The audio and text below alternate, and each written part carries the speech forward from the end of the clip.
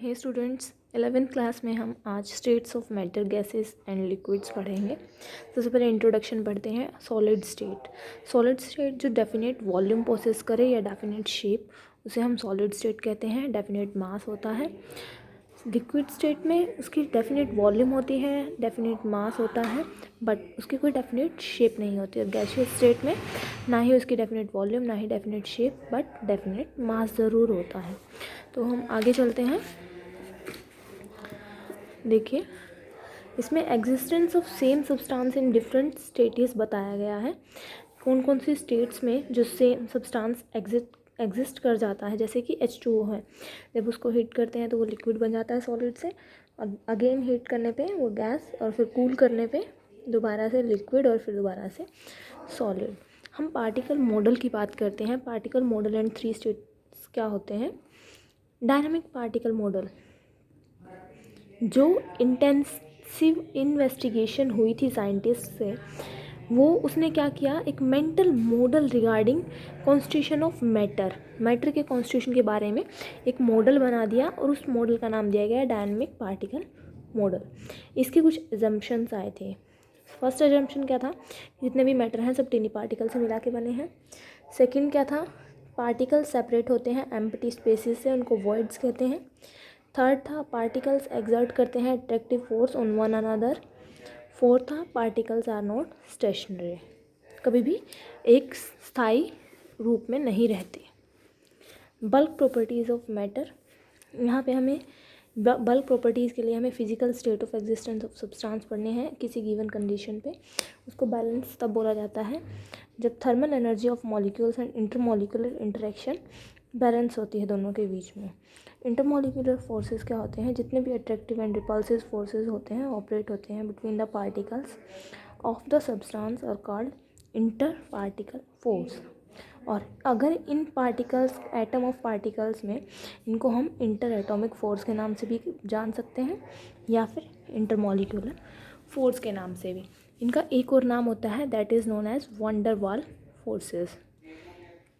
Next है हमारा, इसको हम 3 रूप में क्लासीफाई कर सकते हैं। जो वैन डर वाल फोर्स होता है उसको 3 टाइप से हम क्लासीफाई कर सकते हैं। Dispersion force, dipole dipole force, dipole induced dipole force.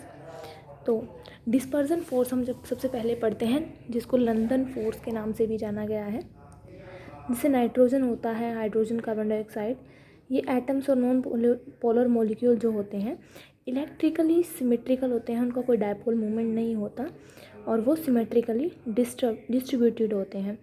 जो इंस्टेंटेनियस डायपोल में होता है वो डेवलप कर सकता है एटम्स और मॉलिक्यूल में। इसको समझने के लिए हम 2 एटम लेते हैं नियॉन के, ए और बी, दोनों की जो है क्लोज विसिनिटी है एक दूसरे के साथ। जो रैपिड मूवमेंट है उसकी वजह से क्या होगा, रैपिड मूवमेंट की वजह से जो ए है वो मोमेंट्री एक्यूमुलेशन करेगा इलेक्ट्रॉन के अंदर, और इसी से क्या होगा, चार्ज डिस्ट्रीब्यूशन अनसिमेट्रिकल बन जाएगा। आगे इसका डायग्राम दिया है, हम इसका डायग्राम देख लेते हैं पहले। ये है atom A, atom B, neon के एटम्स की बात कर रहे हैं हम यहाँ पे। एटम ए इंस्टेंटेनियस डायपोल से electron density right hand side पे लगता है, एटम बी इंड्यूस्ड डायपोल पे। फिर ऐसे ही same atom a electron density left hand side पे, और फिर इंड्यूस्ड डायपोल पे। नेक्स्ट है हमारा dipole dipole forces, Keesom forces जिसको हम जानते हैं। ये फोर्स जो होता है डायरेक्टली प्रोपोर्शनल होता है 1/r6। इसमें ऑपरेट कैसे करता है, मॉलिक्यूल्स परमानेंट डायपोल्स के हिसाब से, एंड जो होते हैं डायपोल वो करते हैं पार्शियल चार्जेस, और ये चार्जेस ग्रीक लेटर हम डेल्टा से शो कर सकते हैं।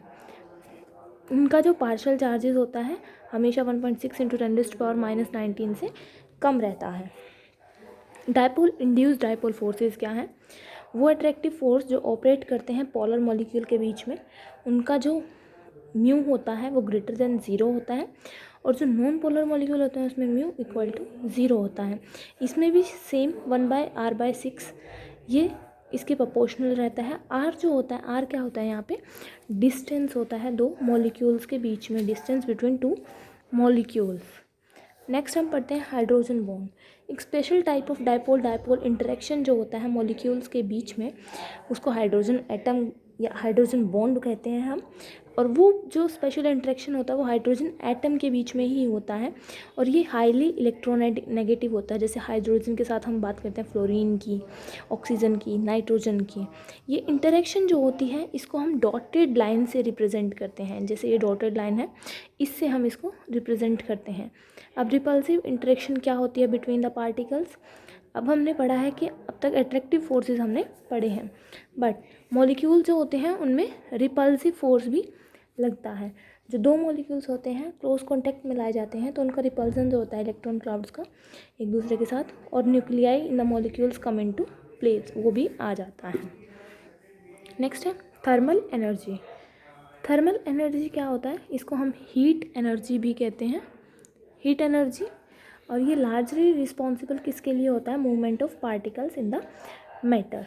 जितना ज़्यादा टेम्परेचर होगा सब्सटेंस का उतनी ही ज़्यादा थर्मल एनर्जी होगी और उतनी ही ज़्यादा उसकी विग्रस होगी वो, और रैपिड करेगी, फैलेगी मॉलिक्यूलर मूवमेंट की तरह।